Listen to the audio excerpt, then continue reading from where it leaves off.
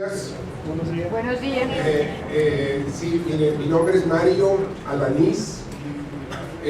Yo trabajo en la COFEPRIS en México, que es la agencia reguladora de medicamentos y entre otras actividades que son reguladas. En esta ocasión tengo el honor de compartir esta mesa con el doctor José Vicente Coto, quien es el director nacional de medicamentos de El Salvador, que es la agencia equiparable a COFEPRIS para la regulación de medicamentos. Al doctor Vicente y a mí, José Vicente, nos toca compartir en diversas actividades con otras agencias de América Latina. Conocemos muy bien a colegas de ANMAT de Argentina, de ANVISA de Brasil, de INVIMA de Colombia, etc. Hemos comentado cómo el tema que nos reúne el día de hoy es un tema muy importante que requeriría y sería muy valioso tener mayor coordinación entre las agencias reguladoras, puesto que podría tener mayor beneficio e impacto dado la influencia que tenemos como agencia reguladora en cuanto al acceso a medicamentos. La manera como nos vamos a organizar, le he pedido al doctor José Vicente Coto que primero nos comparta algunas palabras desde su experiencia como director y su visión respecto a la problemática. Posteriormente compartiré yo también una presentación hablando de la experiencia de COFEPRIS y después tendremos un diálogo entre todos. Muchas gracias. Sin más, le paso la palabra a mi amigo el doctor José Vicente. Perdón, no te preocupes.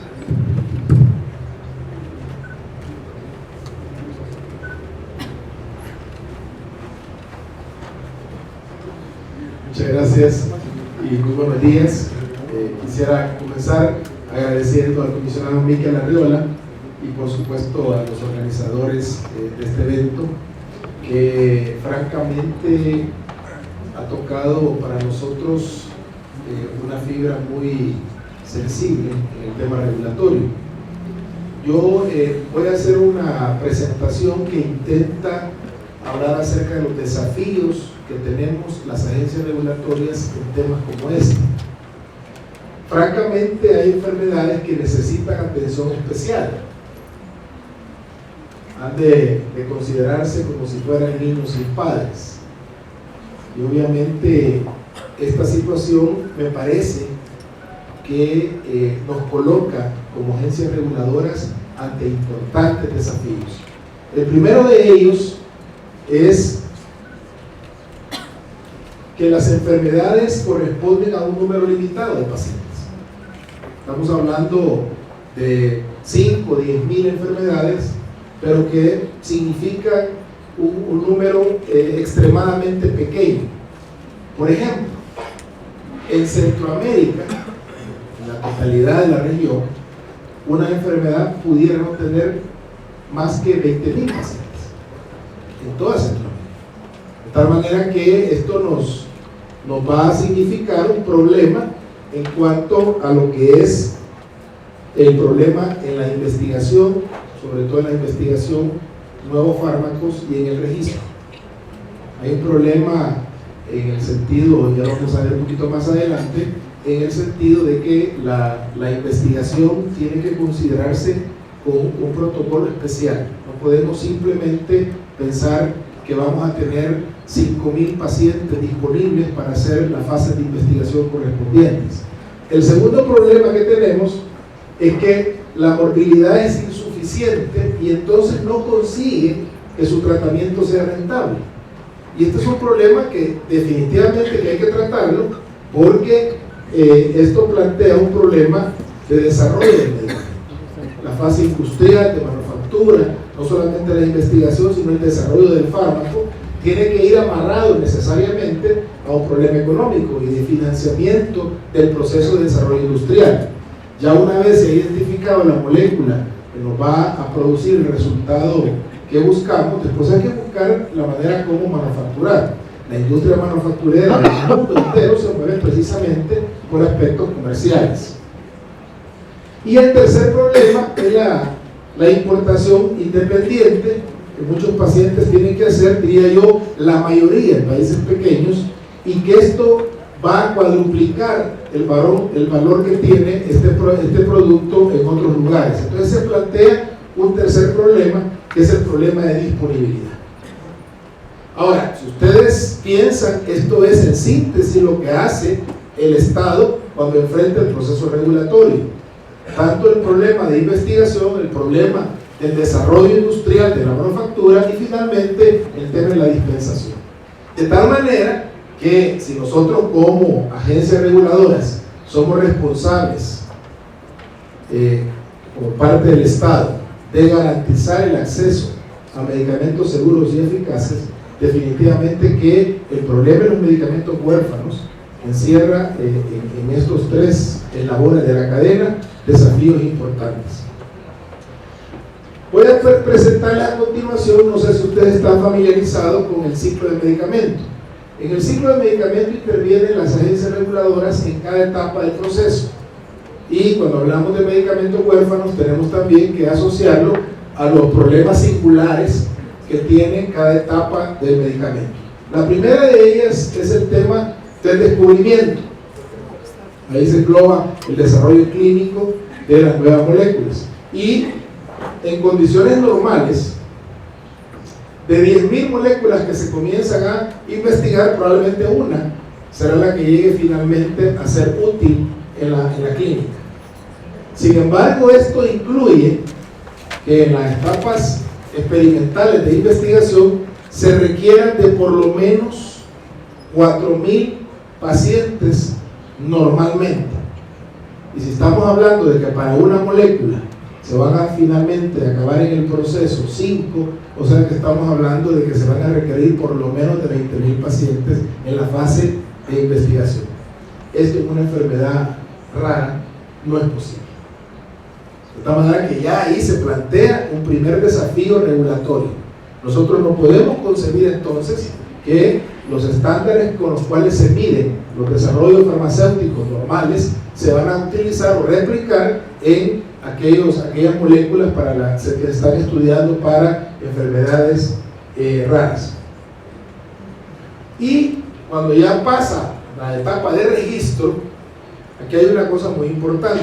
El registro lleva implícito el examen de los procesos de investigación, de manera que eso definitivamente que hay que modificarse en el caso de los medicamentos huérfanos. Sin embargo, también hay que hablar en el tema de la preformulación y la formulación de lo que son las prácticas clínicas. Y aquí hay varios desafíos importantes que reconocer. Sin embargo, uno de ellos es que es necesario que se modifiquen entonces los protocolos de investigación. No se puede seguir pensando que se van a aplicar los mismos protocolos para un medicamento que después va a tener una difusión posterior en millones de pacientes. Estamos hablando de que probablemente los pacientes que se utilice en el proceso de investigación va a ser el mismo que después va a estar recibiendo el tratamiento. Solamente para ilustrarlos, si ustedes tienen, por ejemplo, una molécula que en sus fases experimentales va a requerir 4 o 5 mil pacientes, pero ya después se va a poner en el mercado para beneficio de 10, 15, 40, 50 millones a través de la historia. Esto no es posible en el caso de medicamentos huérfanos. Y de ahí surge entonces el problema del fondeo. ¿Quién va a pagar la investigación? Obviamente el desarrollo farmacéutico es posible y estas grandes empresas que se dedican a la investigación y desarrollo saben que cuando finalmente acaben con esa molécula que va a salir al mercado, probablemente en 10, 15 años, algunas veces en menos, van a recuperar su inversión. Esto no es posible entonces en los medicamentos huérfanos. Esa molécula no tiene un futuro comercial rentable, de tal manera que hay que plantear desde el inicio quién va a fondear las investigaciones. Cuando ya hablamos entonces del registro, tenemos que entender entonces que ahí viene, entre el registro y el periodo post-comercialización, viene entonces otro desafío importante, y es el tema de la industrialización. Una empresa que se dedica al desarrollo industrial de un medicamento, definitivamente que lo está pensando en términos comerciales. Es ahí que el desarrollo farmacéutico, que mantiene ese equilibrio entre desafío, riesgo, beneficio, plantea aquí un nuevo problema que hay que tratar, y es el desafío ético. ¿A qué me refiero con desafío ético? Yo creo que no es un secreto que en el mundo entero el paciente que recibe el medicamento es aquel que tiene las posibilidades económicas para comprarlo.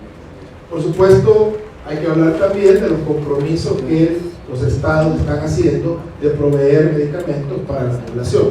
Pero en Latinoamérica tenemos en común que nosotros tenemos población que requiere un medicamento pero que no tiene la posibilidad de adquirirlo. Se han hecho esfuerzos muchas veces importantes, el gobierno que está buscando la posibilidad de poder proveer para los pacientes los medicamentos de manera que no esté amarrado al poder adquisitivo.